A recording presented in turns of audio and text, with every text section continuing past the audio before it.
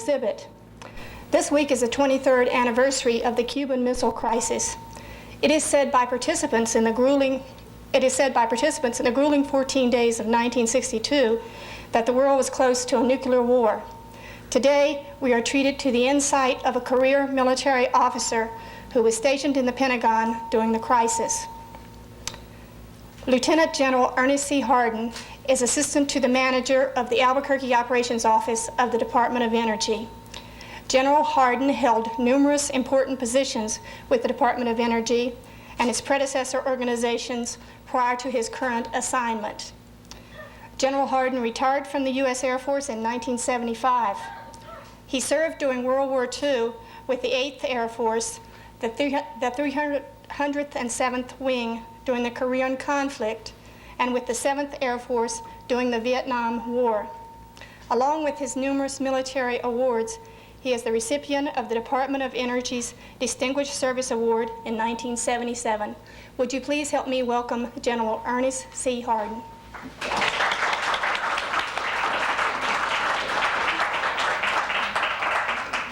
Thanks a lot, Joni. You know, I don't know whether it's more difficult to talk about the past or the future. During Vietnam, my promotion was held up for several months because of the illegal work we did in Vietnam. When the Senate called me in to testify 2 or 3 times, I tried to sort out what I knew at the time with what I knew now. And I've got the same situation here. Matter of fact, I'd rather talk about the future. In fact, the best job I ever had was a long-range planner for SAC. I was long gone before the day came for those plans to be implemented, so you can be a little bit more carefree. I'm not going to pretend that I was on the inside of everything during the Cuban Missile Crisis. I ran a division called Operation Plans for the Joint Chiefs of Staff and had a lot of dealings with some of the participants in this particular affair, and I'd like to talk a little bit about the developing situation as I remember it, and a little bit about the lessons I think we learned, and some I learned, and some the experts who were involved learned, and see if that doesn't sort of make the thing come alive for you all, and you young people don't remember any of this sort of thing. But it was quite a situation. I think the thing that alerted us on the Joint Staff was 1st of December of '61 when Castro said, "I am a Marxist-Leninist, and I'm going to be a Marxist-Leninist until the day I die." Up to then, there'd been a lot of thought that Castro was just one of those nice rural guys who wanted to do good things for Cuba and would build a sort of a government that we could deal with and perhaps have some mutual interest. That was the signal for all of us in the Pentagon who were concerned about the military support of national policy. And I'm not going to stand up here and tell you all that we always need a strong military in the world we live in, but obviously you know I believe that. Because one of the things that made this situation work with Cuba is we had significant conventional military capabilities we could apply to the job. If you look at Latin America today, I think the thing that disturbs a lot of us is that our commitments to Europe and to the Asiatic area really make our forces available for any sort of backup of things in Latin America subject to quite a great deal of question. Whether we really have the range of capabilities that would really play a part in that very volatile situation down there. So that statement by Castro made us start thinking that we had in our midst here a country that really was not interested in our interest. And I'm not going to give you all the views I have on communism, but I've seen it in action. It is not like, I remember one time I attended a talk by Tillich, who's a great religious man and a great, wonderful guy, and somebody asked him a question, "What kind of government do you believe in, Mr. Tillich?" He said, "As a Christian, the only form of government is socialism." Well, I've seen socialism in action. There's a few countries with strong democratic ties who toy with socialism. We even do it here a little bit. It seems to work. But wherever it's applied that I've been, it's a very terrible form of government with a few people on top and everybody else suppressed down below. I'm not going to talk to you all about the requirements of freedom. You ought to know that. But I was, after this last Catholic bishop's story on nuclear weapons, impressed by Dominic Palucci, who was a very devout Catholic, a very intelligent man, who went off in the hills and thought for 3 or 4 days about and asked himself 2 questions. Number 1 was, what abstraction do I believe in the most without any doubts? And the second was, what do I fear the most? And he thought about his life in America, he thought about his church and his God. And as I say, he was a devout religious man, but like some of us, he had some doubts. And he concluded that the one thing he believed in the most was the United States of America and the freedoms it gave him to do what he wanted to do, to make as much out of his life as he could based on his own efforts. When he asked himself what he feared the most, he thought about his own death, he thought about the death of his children in a nuclear holocaust or in some other way. And he said to himself, you know, we're going to die anyway someday. And it's more important how we live than when and how we die. So he concluded that to protect the freedoms we have is the most important thing we can do in this country, each of us. So the military involves itself with the support of national policy, of both domestic and international policy. And it was that where we sat down and started planning with respect to the Cuban developing situation as not a friend of ours, but an enemy. We started developing contingency plans for nuclear strikes, not nuclear strikes, air strikes, and invasion of Cuba. Sounds almost unreal, but it's still there today, incidentally, the threat to our way of life, the threat to this hemisphere. And that began our thinking. A lot of us thought when we got word that the Cubans had put in defensive missiles, SAM SA-2s were put in there for defense, that it wouldn't be long that she would introduce some offensive capability. All the evidence that came along at that time of what was developing down there, we were not privy to. I will tell you that the CIA was engaged in reconnaissance. But like many things, it was so important that the intelligence means to gather information was protected, that we weren't told what was really developing. I think one lesson I'd like to make right here is that we've got to have means of knowing what's going on in the world. If there's any lesson that came out of this thing, it was that we've got to know what's going on. We've got to look from above and look down and see what's going on in a country that doesn't have our interest at heart. There's a lot of risk in overflights. We got one pilot shot down in this particular engagement. But that's critical. We weren't told about the CIA activity. There was some evidence before the October 14th date, which is a critical date, which was the first Air Force overflight of Cuba. And that really established that the missiles were being set up, were being built at San Cristobal and several other places, that there were missiles not too far away from operational readiness. That was reported to the President on the 16th. You can read all that out there on the forums. The idea was not to disturb him on Sunday, but to give him the clear evidence the morning of the 16th. It was then 5 or 6 days before that was made public. And when I think about it, another important thing was the secrecy with which this situation was discussed and handled. You know, it's awfully important that you not get out there in the glare of publicity and try to handle a critical situation. I know we are great believers in freedom of the press, and I am too. But there are situations to where the leaders have to have time to deliberate, to gather all the evidence, and decide on what course of action they're going to take. These crises develop rapidly. They're always a surprise. They're always serious.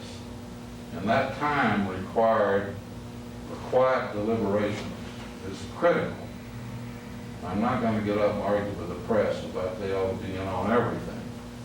I know there was a old story about handling the press, and I don't know how to handle the press, and I don't want to say something that even gets me in the press, but some guy once said, you know, if Russia announces plan to destroy the world next Friday, how would the press handle that? Well, the New York Times would say, Russia announces plan to destroy the world, see page 56 for details. The Wall Street Journal would say, Russia's going to destroy the world, market mixed. The Washington Post would say, Russia's going to destroy the world, minorities and the poor will suffer most. I remember, I guess it was Admiral King, said in World War II, he said, all you need to tell the press is when the war is over and then tell them who won. So don't get me into that. But that period of quiet, secret deliberation was a critical aspect in this whole operation. We trapped the Joint Chiefs of Staff in the war room. They normally meet in the gold room. And there's nothing in there. The chiefs and top advisors. We trapped them into the war room for 5 or 6 days, where we really fed them so much information they couldn't wait to get out. Because that meant they had to make a decision in a hurry. They couldn't say, we don't know what the answer is. The point of the story is they need time to deliberate, really consult their staffs.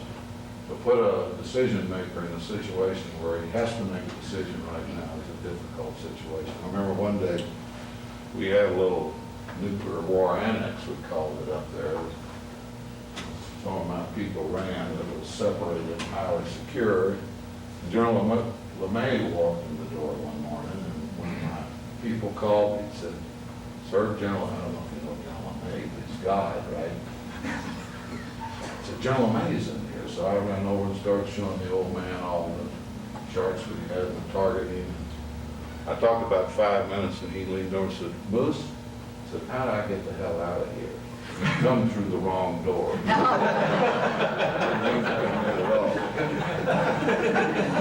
That idea of taking time to gather the facts and to determine which course of action you want to take. The other thing that impressed me at the time was the impact that the domestic situation has on our decision makers.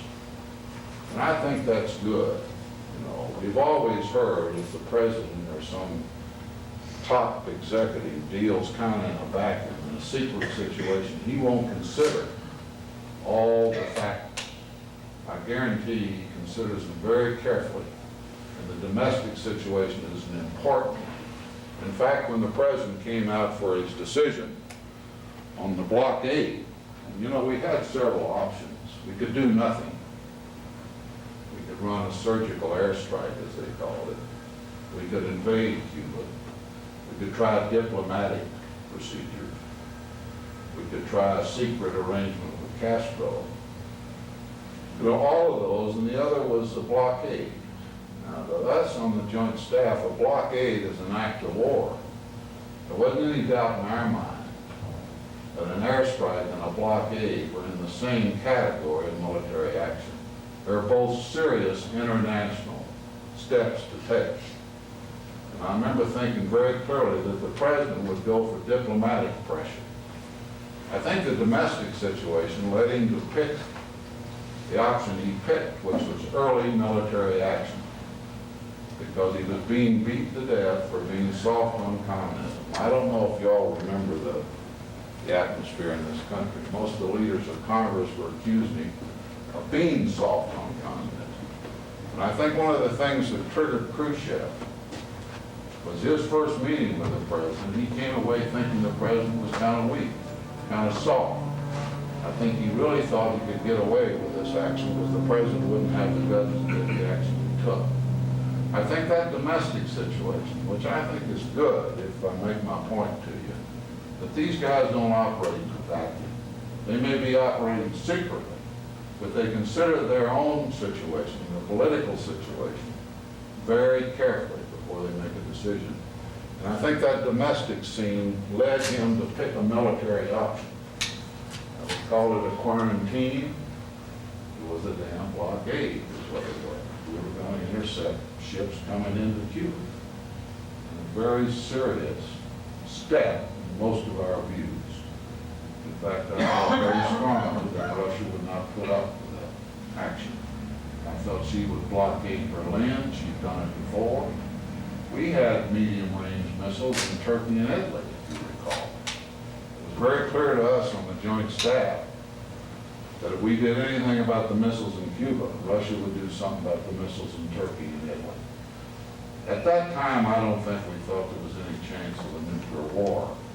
That dawned on us as we went along, and that feeling, I remember attending one meeting of the Joint Chiefs and coming away thinking, I hate to use foul language to you people, but I walked out of that room and I said, these son of a bitches are going to get us into a nuclear war. Because we were fiddling around with actions like a blockade, and instead of doing something that would get the missiles out of Cuba before they became operational. There's a lot of stories about General Sweeney saying an airstrike wouldn't really knock out the missiles. We weren't assured of getting them. What he was really saying was when they became operational, we couldn't assure we'd get them before they launched them. That was the real problem. We had to do something before those missiles became operational. Now, there's a lot of theories that Khrushchev took this view, this step, planning to pull out the missiles all the time. And it was a gambit to get us out of Turkey and out of Italy, because he was sitting there with his cities, if you will, hostage to intermediate range missiles out to foreign areas. He wanted to show us what it'd be like to live under that sharp-winged threat. In my own judgment at the time, I saw this not as an addition to Russian strength. If he's got enough ICBMs to hit us, I didn't see there's a little shorter flight time, a little less warning. I didn't see it as a great addition to Russian strength. The impact on the Latin American and American countries, though, was severe. And the thing that I was most impressed with at the time, and the story hasn't completely been told, but the Organization of American States really rallied around this action. It's not generally known they provided a lot of ships for the blockade. From Argentina, of all people, put in ships. Practically all the countries down there, Mexico was an exception, rallied around, supported the action, were carefully briefed, and provided resources to help blockade Cuba, because they saw the threat. In fact, a couple of countries argued very aggressively for an immediate invasion of Cuba. They wanted Castro wiped out. Just getting the missiles out would not solve the problem that Cuba presented. I think the president was very wise in saying, look, the problem is Russia putting the missiles in Cuba. We're going to get those out, whatever it takes. We're not going to try to solve all the problems of Latin America and communism influence, communistic influence. I think that was very important. So the point, or the lesson here, is you got to have allies. Those people that think we can become an island, quit worrying about foreign countries, and worrying about their economy, and worrying about their stability and their security. I think are not thinking the problem through. The thing that was most impressive through this whole thing was the support we got from our friends. De Gaulle, not one of my people I admire the most, rallied right around, so did Adenauer in Germany, Macmillan in England, and the Association of American States supported this action completely, wholeheartedly. Many of us thought we hadn't gone far enough. De Gaulle thought when we finally settled the thing, we should have demanded that Castro be removed. But the president kept his eye on what the real issue was. This points to another important thing, which is communications. A lot of people have thought that the Khrushchev wouldn't have put the missiles there in the first place if we'd have made it as clear to him what the real risks were of our relationships. There was a lack of communications, even though on September 4th, I think the president announced that he wouldn't tolerate this kind of action. But the real threat was his security and the security of this whole area. Those warnings, I don't think, were clear enough. At least it looks like they weren't. But once this thing started, I say we were operating in secrecy. but there was careful and total exchange of information between our friends, between our allies and ourselves. They knew what we were doing and why we were doing it, and I think that's essential. This country just can't operate in a vacuum, as if we're one power in the world, nobody else matters.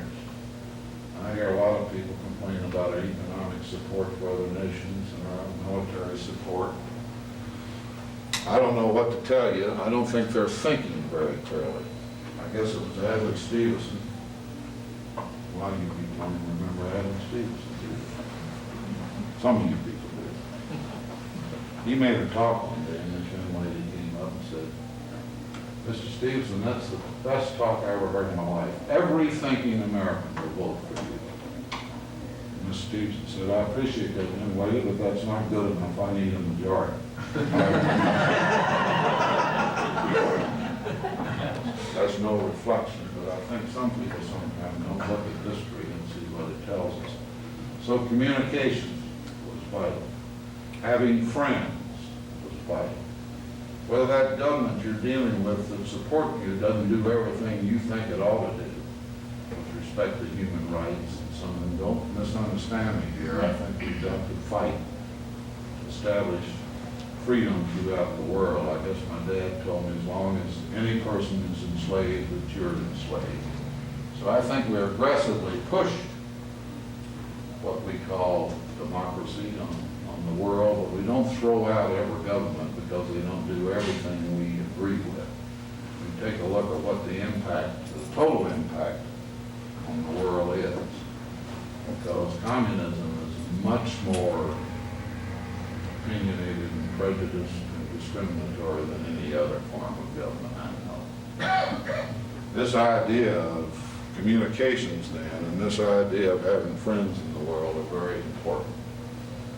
The other thing I mentioned a while ago was intelligence. It's terrible to think back, we made a little progress in the Vietnam War. If you ever read A Bodyguard of Lies by somebody on World War II, make sure you go to read that. Where actually Americans were allowed to be killed in a situation rather than disclose the source of the information. You don't misunderstand me, it's very important sometimes to protect your sources of information. So we established in Vietnam a way that the kind of intelligence that we weren't cleared for could be fed to us in a sanitized way, so we knew if they were launching MiGs out of Hanoi and so forth, it were picked up. And a lot of those ways of getting intelligence are well known today, but at that day we weren't cleared for CIA activity. We really didn't get firm evidence till the 14th of October. And I'm saying to you, you're going to have to risk American lives, or maybe the satellites fill that deal, of knowing what's going on. This whole idea of strategic warning, and today we're not in too good a shape, requires information, straightforward, factual, photographic information. And the photographs that were taken down there by our Air Force flights, that Ambassador Stevenson used at the UN, were overpowering. The Russians were still denying that there were any missiles there. I'm sure you read that account of Ambassador's handling of that at the UN, which was masterful. And that showed the world that the Russians were lying about the situation. I don't think that could have been done any other way. You know, say, we know they're there, we suspect they're there. We took pictures and it was proved they were there. So intelligence is vital, important. Photographic intelligence is a vital factor in this whole situation.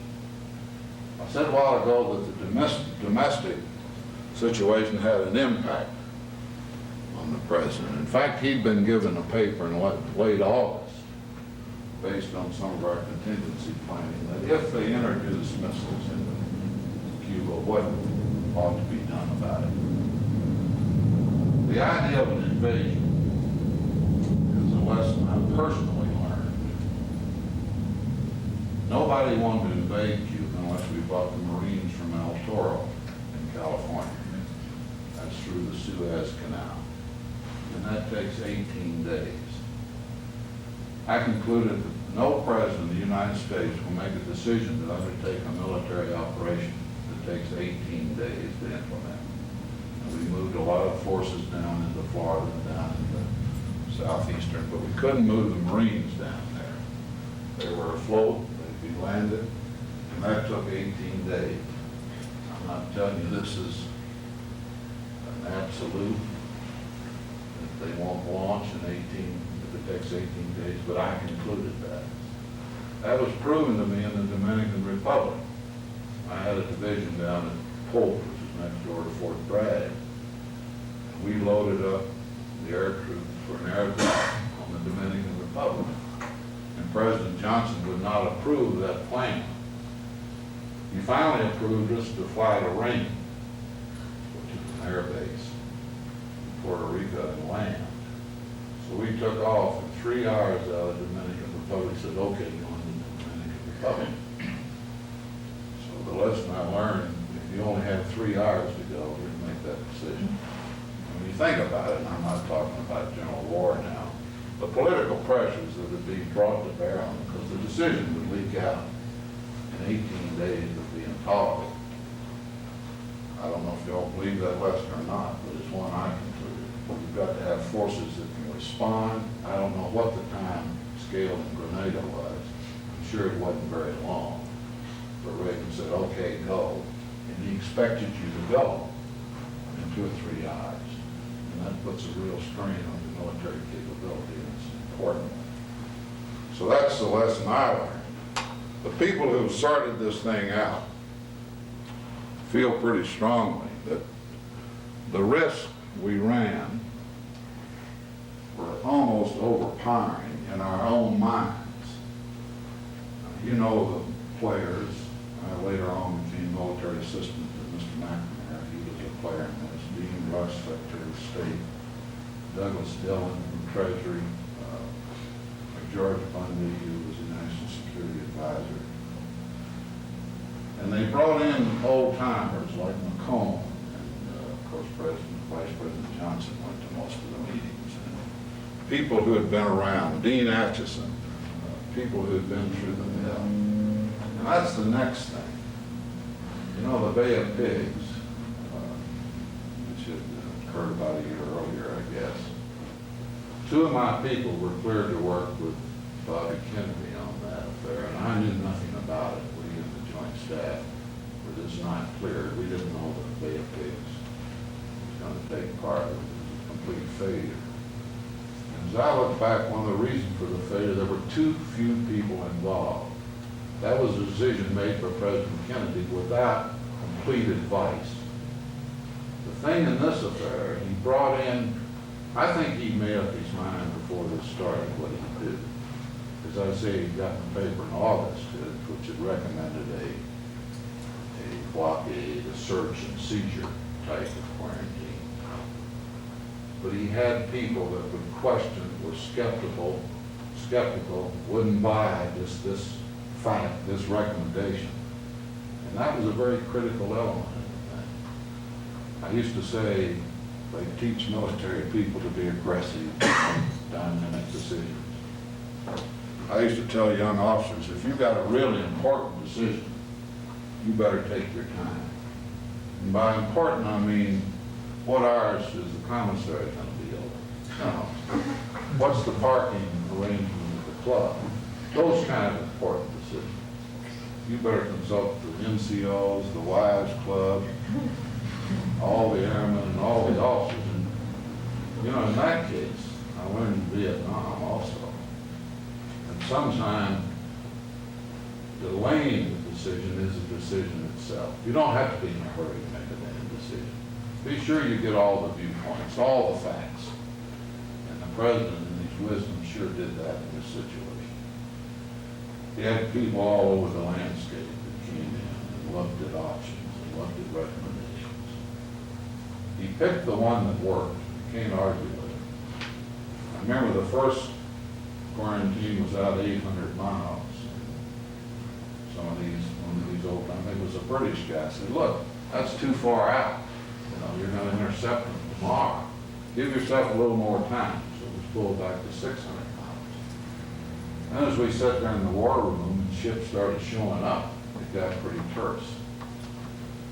First was a tanker, the Bucharest, and the military guys would stop it and board it. Well, that went to the president, and he said, look, there's nothing on that ship gonna hurt us. Just don't push Khrushchev into making a decision here this rapidly. So the Navy was told to let the ship through. It was an East German ship. I think it had 1,500 tourists or somebody on board. What were we going to do about that? The president said, let's give Khrushchev a little more time to let that ship through. Then two ships showed up that might have military affairs on. They had a submarine in between them. And that really shook up everybody. And the decision was to shadow it with aircraft. You have to drop a few small explosives to make the submarine surface. We'll do it. But all of this, and the lesson was, is to put yourself in the other country's shoes. If you rush in to make the other country have two decisions, one, humiliation in the eyes of the world and his own people, or two, war, you made a bad mistake. Give the guy every chance you can to reach a decision that will maintain the peace, and that's what the president did. He made several decisions that we questioned seriously at the time in the military. They turned out to be the right ones. It was very terse until the word came that many of the ships had stopped in the water. And that was a great relief. We knew the situation wasn't over. But giving them a little more time, if we'd have done something like sink the Bucharest or even boarded her, I think the situation might have been more terse. I mentioned some of the players in this thing, and maybe I don't want you all to understand it, but the two critical players, and the two guys who performed admirably were President Kennedy and Khrushchev. You know, Khrushchev's known for banging on the table with his shoe. But that guy was a real state. The idiot put the missiles in there in the first place. I'm not forgiving him for that. But from then on, he performed in a way that made me believe he believed in maintaining peace and not destroying the world over some little situation. And I wouldn't want to face him over a critical situation, maybe, where our interest really was jeopardized. But those two guys pulled this thing out. Khrushchev did this to force this situation, which I don't really believe. It's a little like when Coca-Cola came out with their new formula. You know, they were getting all over the president of Coca-Cola for having just thought this up as a stunt to get the people to demand that they brought back the classic Coke. He said, first place, we're not dumb enough not to have brought out a new formula. We saw the people demanded the not smart enough, the thought of this gambit to bring back the plastic. So in one case they were not smart enough, in the other they were smart enough not to make that second mistake. And I don't think I told that quite right there. Well, Khrushchev was dumb enough to put the missiles in there, but he wasn't dumb enough to go to war. In the deal that was worked out with him, he wrote two letters, if you recall. The first he obviously wrote himself. And you ought to read that letter. It's really a very interesting, it's in the file somewhere, I'm sure, of his view of the world situation. In fact, we don't go to war over something like this. We need to work together and understand each other, exist, coexist. A lot of people think this situation was the downfall of Khrushchev and Russia. I'm sure it didn't help him. 2 days later, a letter came obviously written by the other formal side of the Russian government. I think the first was written in hand by Khrushchev. The decision was made to ignore that second letter. It put demands like never invading Cuba, pull our missiles out of Turkey, and several other requirements. So the Executive Committee of the National Security Agency, which they call this group, the XCOM, in their wisdom, and I think Bobby Kennedy had a lot to do with that decision, was let's answer the first letter and not act like the second one came.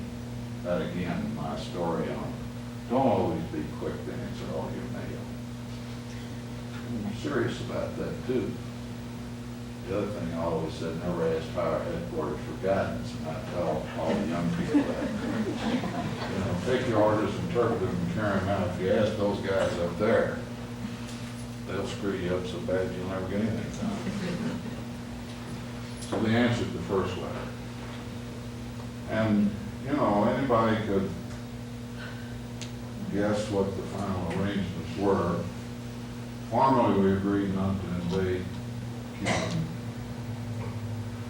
An unofficial agreement was we'd pull the missiles out of Turkey. The president had been trying to do that for a year and a half. The Turks had been consulted. They said, well, let's delay it. They wanted to wait till Polaris subs could be moved into the Mediterranean. If that had been a part of the official public deal, I think it would have destroyed NATO. That we would sacrifice security in NATO for our own security here in the country. It was obviously understood by Khrushchev that we would do that. But the thing was never publicly part of the arrangements. And that was handled, I thought, in a beautiful fashion, because that would have really had an impact on our NATO allies. Very soon after the missiles were pulled out of Cuba, we pulled the Jupiters out of Turkey and out of Italy. They were highly vulnerable. The worst thing you can have in a strategic sense is a vulnerable weapon system that invites attack, that's slow to launch. In fact, the president directed we take the nuclear warheads off those missiles. In other words, you couldn't launch them in less than 2 or 4 hours. So that was really not part of the deal, but an understanding from Khrushchev and Kennedy. So it was a critical time. I think it taught the leaders of the world an important lesson. You have to go through things like this to learn.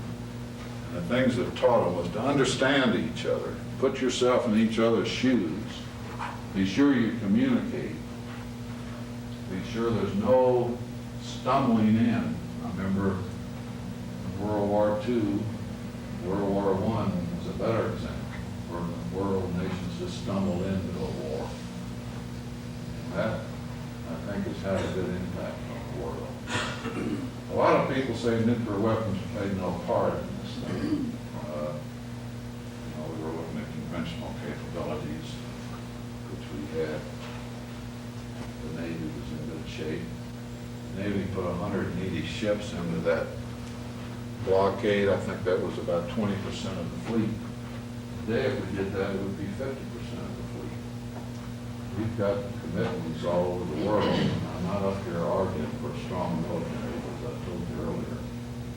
I believe we should have it. We've got to have strong conventional forces. We've got to have nuclear capability as long as the world is in the States. The argument was the nuclear capability played no part in this thing. I don't think that's really true. I think the two nations knew that if they didn't cooperate on this thing, if they didn't work it out in a peaceful fashion, once they understood, the Russians, that this was a critical impact, as we saw it, on our security. True, we had missiles looking down their throat, as I say, from Turkey. So that's got to have been good. I think the leaders, and I hope people have learned that lesson. We've got to communicate, understand each other, have allies, be sure we know what's going on. I can't say enough about the importance of intelligence. You know, to operate in a vacuum and try to run a military operation and make a decision. So I don't know if I've said everything I was going to say or not. General Hardin, would you comment on the intelligence at that time? As you may recall, we still had our service intelligence. We were in the process of trying to transition to DIA, and there was an element of cooperation and competition with CIA and the state and everybody else, and that made it kind of difficult. Well, I'm sorry you said that. It's so true that I hate to reflect back on the important people in the world. The thing that bothers me the most, the guy that talks to the president is in a pretty superior position as CIA director, talks directly to the president. Those guys, unless in the Air Force and the Army, that know everything, we don't get to talk to the president. Through this whole affair, the president never called me once. I think that's a really critical. Intelligence is not a science where everybody draws the same conclusions from the same facts.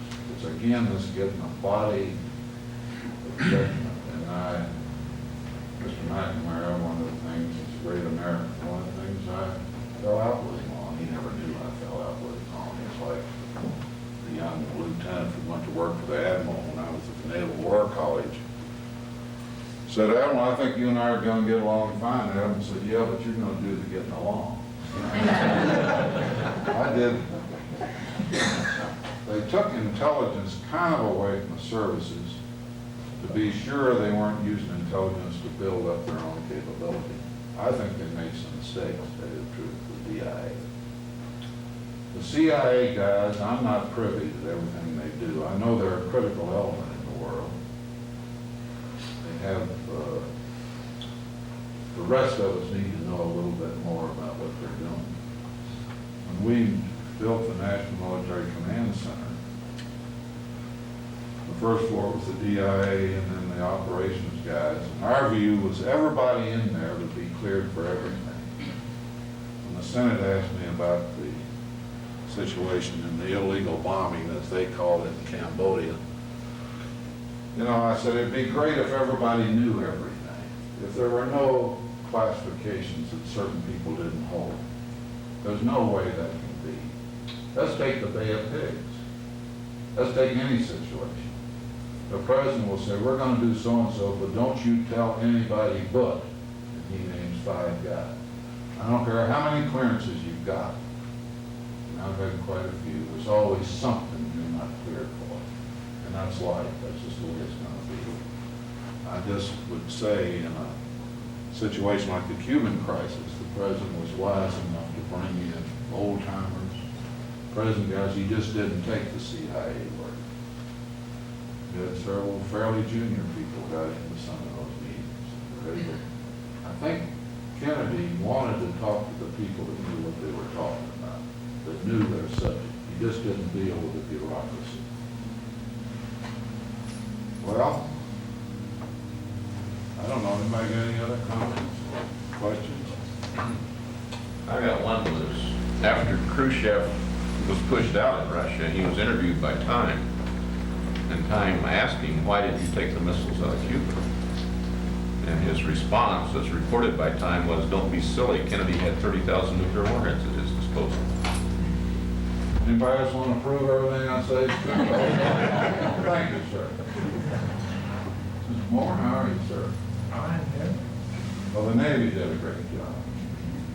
I think Admiral Anderson got fired because McNamara walked in the office and said, move that ship over there, and the Admiral said, look, we'll take care of this, sir. I remember an old story that was true with his Vietnam. I've been there about a week, and we had 2 kids shot down in the southern part of North Vietnam. And the rescue forces were going in to pick them up. I've been there about 2 weeks, and I don't know if the war room, and they were agonizingly slow. They moved the A-1s that were escorting the helicopters. They'd move up, and they'd search around, and they'd move the helicopters. And I could hear the kids, we had a radio. They were sitting on a hill, and they said, we can see the town people down below. They're getting armed, they're starting up the hill. So I said to this young major, I said, get the hell in there and pick them up. And he said, General, if you'll sit down over there and keep quiet, we'll get them out.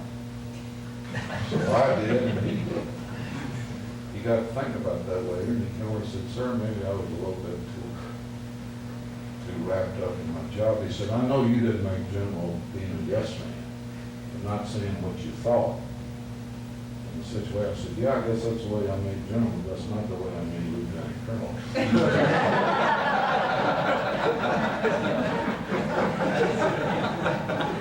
Okay, I guess that's all. Thank you, General Hardin, for that very informative talk. Let's give him a hand.